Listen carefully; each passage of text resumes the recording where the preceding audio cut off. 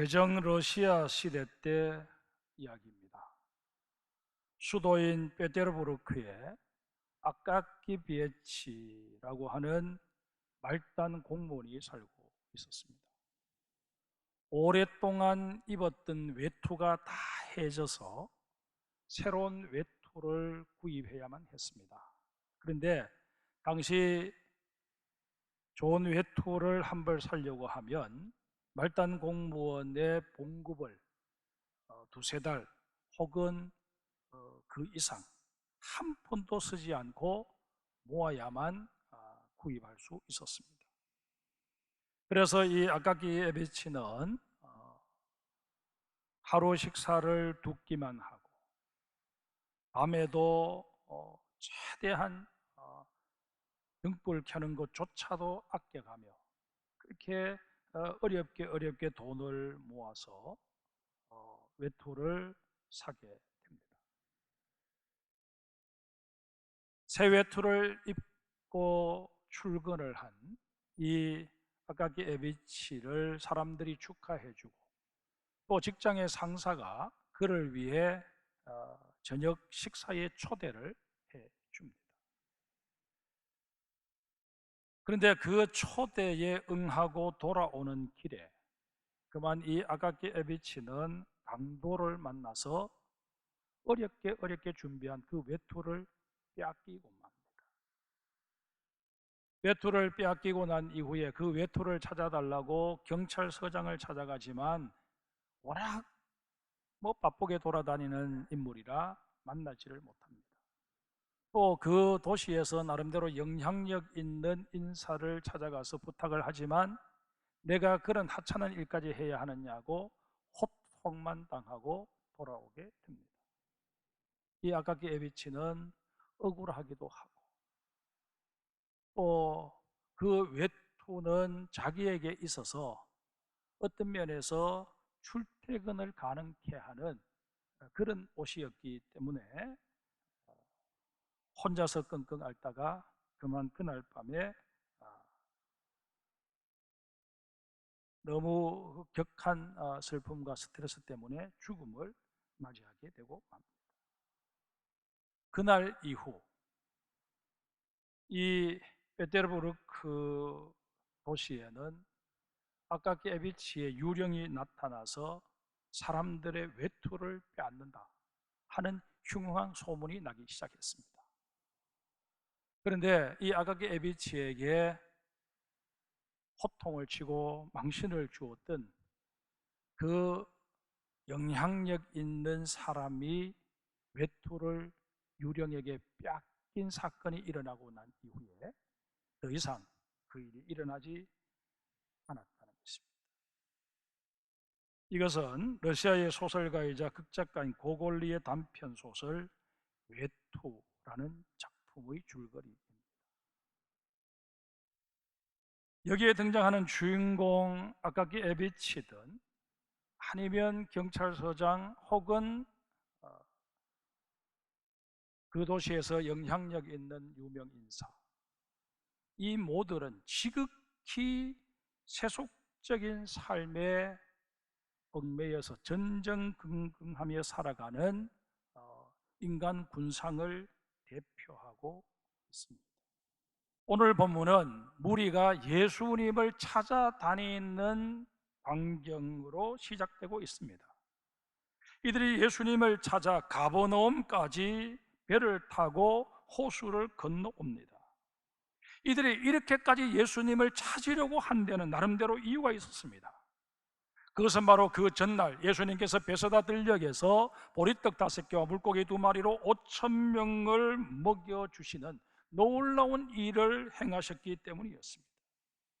물론 이 사람들은 그 이전에도 예수님께서 전하시는 말씀이나 각종 환자를 고쳐주시는 능력을 보고 예수님에게 매료되었던 것이 사실입니다. 그런데 이번에는 1인분 도시락에 불과한 보리떡 5개와 물고기 2마리를 가지고 거기 모여있는 수많은 사람들의 배를 불려주시는 것을 보면서 예수님이야말로 우리가 기다리던 메시아다 확신하게 된 것입니다. 이러니 예수님이 갈릴리 호수 건너편 아니라 그 어디에 계신다 한들 이들이 찾아갈 수밖에 없었던 것입니다.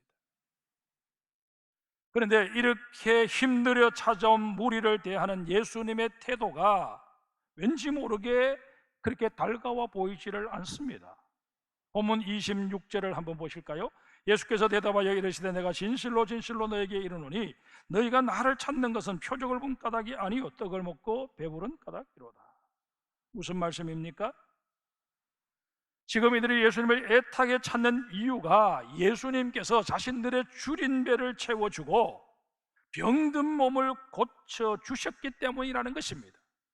다시 말해서 이 땅에서의 필요, 곧 육신의 필요를 채우기 위해 이들은 지금 예수님을 만나고 싶어하고 예수님을 찾고 있다는 것입니다. 예수님께서는 보리떡 5개와 물고기 2마리로 5,000명을 먹여주실 때 나름대로 다른 메시지를 던지고 싶으셨습니다. 예수님께서는 그 들녘에서 당신이 하나님의 아들임을 소개하셨습니다. 사람들이 반신반의합니다. 그래서 내가 하나님의 아들임을 이들에게 표적을 통해 보여주어야 되겠다, 그렇게 판단을 하시고 보리떡 5개와 물고기 2마리를 가지고 그들의 배를 채워주신 것입니다. 예수님께서는 먹고 나면 다시 배고파질 그 보리떡과 물고기로 구성된 도시락에 사람들의 관심이나 시선이 집중되는 것을 원치 않으셨습니다. 그 일을 행하시는 예수 그리스도, 과연 이분이 누구실까? 거기에 대해서 사람들이 관심 갖기를 원하셨습니다. 그러하건만 사람들은 오로지 예수님이 자신들의 배를 채워주셨다, 저분을 왕으로 우리가 추대하기만 하면 적어도 우리의 빈곤의 문제는 해결될 수 있을 것이다, 먹는 문제가 해결되어지면 우리가 힘을 내어서 얼마든지 로마의 군대도 물리칠 수 있다, 그렇게 판단을 한 것입니다. 여기서부터 예수님과 무리 사이에 괴리가 생겨나기 시작한 것입니다. 이 괴리감은 시간이 흐를수록 점점 더 벌어지게 됩니다. 급기야는 이 괴리감은 예수님을 십자가에 못 박을 정도까지 치달아 버립니다. 모든 비극의 시작이 무리가 육신을 위한 떡, 세상의 것에 집착했던 까닭에 벌어지게 된 것입니다. 여러분, 육신의 것을 생각하며 먹고 사는 문제에 연연하는 사람들에게 나타나는 몇 가지 특징이 있습니다. 그 첫 번째가 매사에 자기중심적이 된다는 것입니다. 본문 25절을 다시 읽습니다. 바다 건너편에서 만나 랍비 언제 여기 오셨나이까? 우리말로 번역된 성경에서는 이 말에 담겨져 있는 뉘앙스가 제대로 드러나지를 않습니다. 그저 예수님을 다시 만나게 되어서 반가운 마음에 내뱉는 일종의 인사말처럼 그렇게 들려집니다. 그런데 헬라어 원문을 보면 전혀 그렇지 않습니다. 언제 여기 오셨나이까에 해당하는 헬라어 원문이 호테호테 게고나스입니다. 이렇게 소리 소문도 없이 건너와 버리시면 우리는 어떻게 하냐 하는 식의 짜증 섞인 투정이 깔린 어투입니다. 예수님은 단 한 번도 내가 너희들의 지도자가 되겠다, 내가 너희들의 왕이 되어서 너희들을 이끌 것이고 너희들의 줄임배를 채워주겠다, 내가 너희와 언제나 함께 하겠다, 그렇게 말씀하신 적이 없으십니다.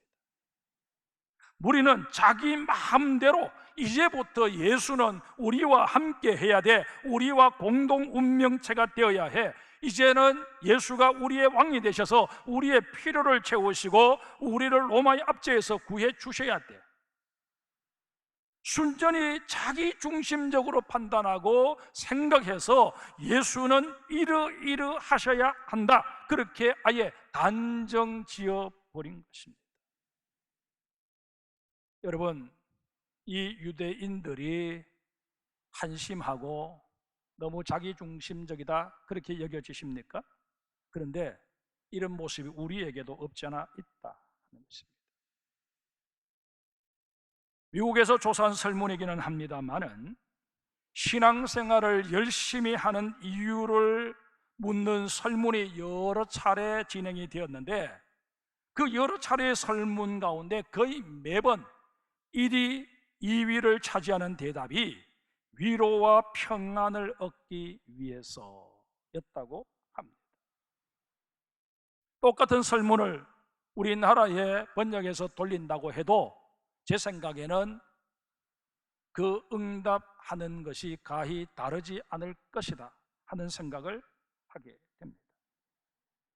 물론 우리는 예수님을 통해서 위로도 얻고 평안도 누릴 수 있어야 합니다. 그런데 평안을 어떻게 얻고자 하는지 강론으로 들어가서 그 방법적인 면을 살펴보면 문제가 심각한 것을 이내 발견하게 됩니다. 적지 않은 사람들이 내가 현재 직면하고 있는 문제가 해결될 때 비로소 위로와 평안을 얻을 수 있다, 그렇게 생각들을 합니다. 말을 바꾸면 내가 안고 있는 경제적인 문제, 내가 지금 고통당하고 있는 질병의 문제, 이게 해결되지 않으면 주의 전에 올라와서 100만 번 예배를 드린다고 할지라도 여전히 나는 불안할 수밖에 없고 여전히 나는 근심과 염려에 사로잡혀 있을 수밖에 없다 하는 생각을 가지고 있다는 것입니다. 우리의 심리 상태가 이렇다 보니 우리 역시 예수님에 대해서 제대로 인식하지 못한 채 그저 내 기준에서 예수님은 나를 이렇게 도우셔야 된다, 적어도 주님을 위해서 이렇게 내가 열심히 봉사하고 헌신한 만큼, 내가 또 40일, 100일 혹은 그 이상 작정해서 기도한 만큼 주님께서는 이렇게 저렇게 내게 응답하셔야 된다.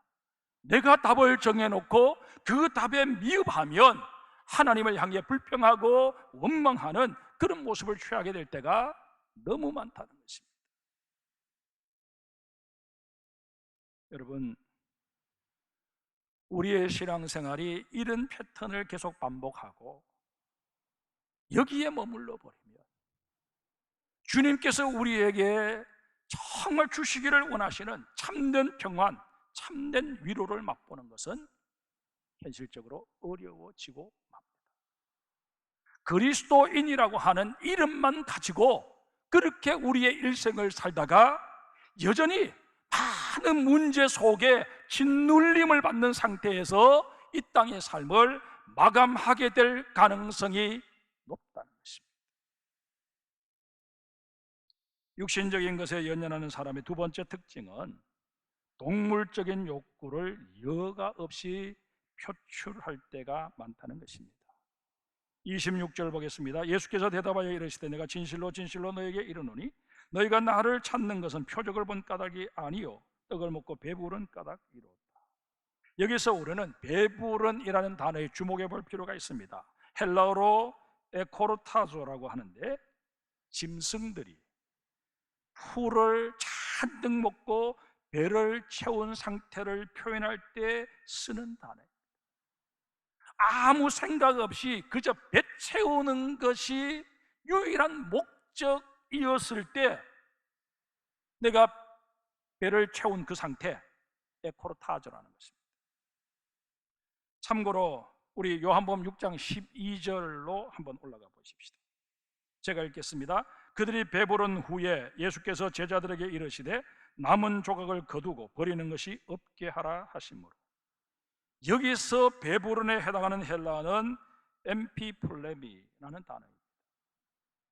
한국말로는 에코르타조나 엠피플레미나 똑같이 배부른으로 번역되어 있습니다. 하지만 이 두 단어는 전혀 다른 개념의 단어입니다. 예수님께서는 우리가 이렇게 육신을 입고 있는 이상 이 육신을 유지하기 위해서 먹을 것이 필요하다는 것 잘 알고 계십니다. 그러기에 베세다 들녘에서 보리떡 5개와 물고기 2마리를 가지고 그 자리에 모여있던 사람들의 줄임배를 채워주신 것 아니겠습니까? 예수님께서 우리의 줄임배를 채워주셨다고 해서 우리가 동물처럼 그저 줄임배나 채우면서 그렇게 살아가는 모습이 되는 것 원치 않으셨습니다. 적어도 여러분과 저의 배부름은 에코르타주가 아니라 엠피폴레미가 되기를 우리 주님은 원하신다는 것입니다. 육신의 떡에 연연하며 사는 사람의 세 번째 특징은 늘 자신을 채우는 일에만 급급하다는 것입니다. 본문 34절 같이 읽겠습니다. 그들이 이르되 주여 이 떡을 항상 우리에게 주소서. 동문서답이라는 말이 있습니다. 질문과는 상관없는 전혀 엉뚱한 대답을 일컫는 말입니다. 예수님께서는 지금 자신에 대해 오해하고 있는 사람들에게 나는 생명의 떡이다 라고 구체적으로 말씀하십니다. 당신께서 이 땅에 오셔서 이루고자 하시는 일이 무엇인지를 이 표현을 통해서 분명히 일깨워 주신 것입니다. 그런데 예수님의 이 말씀을 듣고 있는 사람들은 그 앞에 있는 수식어 생명의 라는 그 말에 포커스를 맞추는 것이 아니라 여전히 뒤에 나오는 떡이라는 단어에 포커스를 맞추어 버립니다. 이런 떡이든 저런 떡이든 우리 조상들이 광야에서 먹었다고 하는 만나보다는 낫다고 하니 그 떡을 우리에게 매일 주십시오. 주님께서 말씀하시는 떡의 실체에 대해서는 전혀 알고 싶은 마음도 없고 알지도 못한 상태에서 그저 떡이라고 하니까 예수님이 주시는 떡이면은 지난번 베세다 들녘에서 먹었던 그 보리떡 5개와 물고기 2마리 정도는 되겠지, 그렇게 생각하고 그 떡을 매일 우리에게 주십시오, 그렇게 대답을 하는 것입니다. 주님의 질문과 이들의 대답이 너무 다른 것을 보게 됩니다. 육신을 위한 떡은 그것이 무엇이든 몸에 일단 들어가면 소화되어 배설되기 마련입니다. 그러면 우리는 무엇이든 또다시 먹어서 우리의 배를 채워야 합니다. 이런 까닭에 육신의 떡을 먹는 사람은 어쩔 수 없이 계속해서 떡을 찾게 되어 있습니다.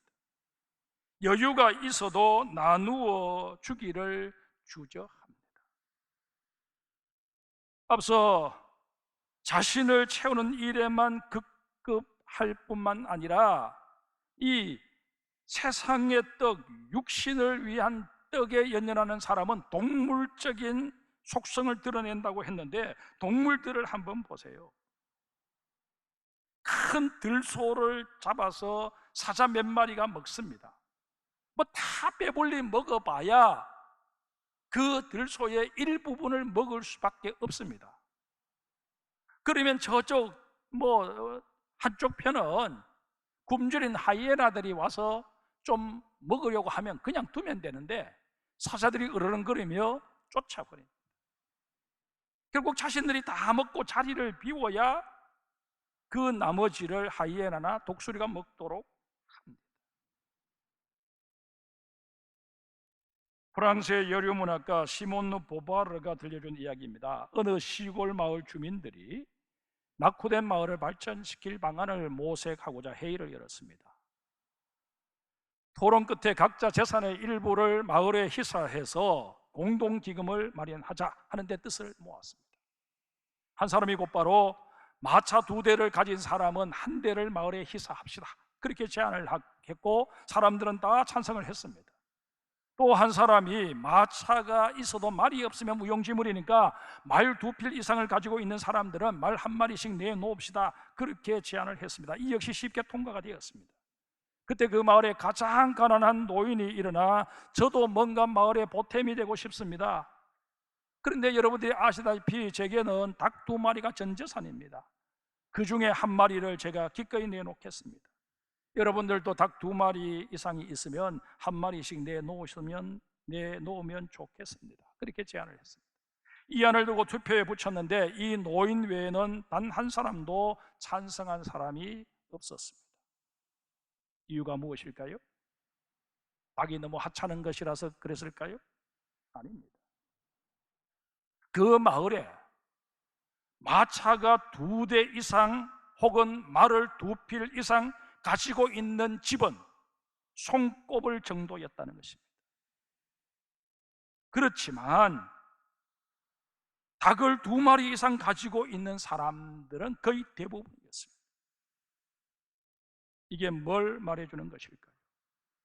내가 제3자의 입장에 서서 어떤 사람을 향해서 당신 이것 하시오, 당신 저것 하시오, 그렇게 말하기는 쉽다는 것입니다.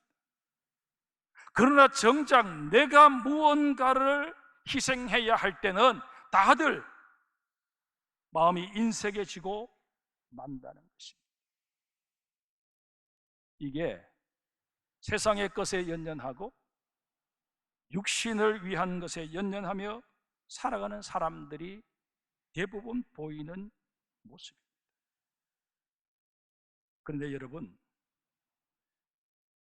우리가 알게 모르게 육신을 위한 것, 이 땅에 속한 것에 마음을 빼앗기고 살아가지만 이런 우리를 향해서 주님께서는 분명히 말씀하십니다.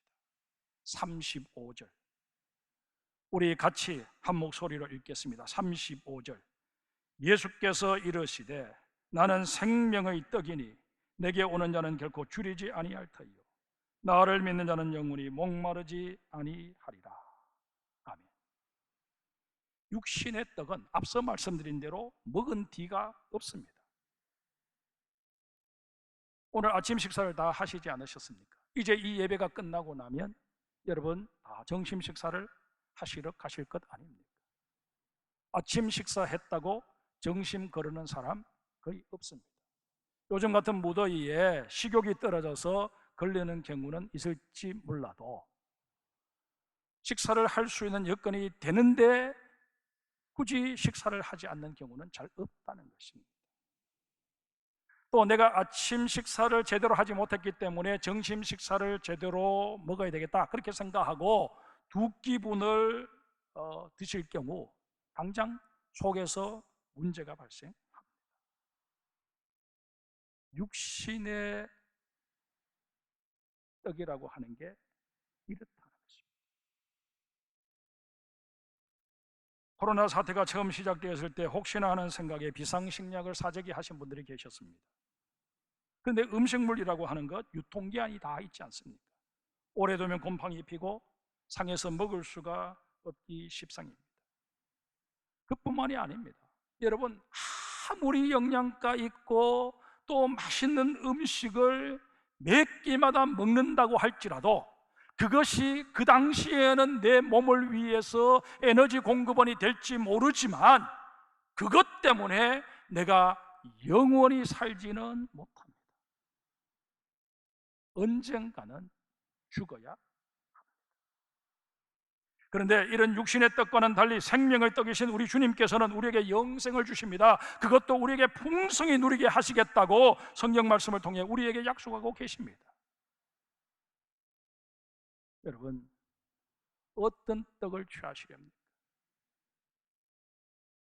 먹어도 다시 배고프고 먹어봤자 결국에는 죽게 되는 그 떡을 위해서 여러분의 인생을 투자하며 사시렵니까?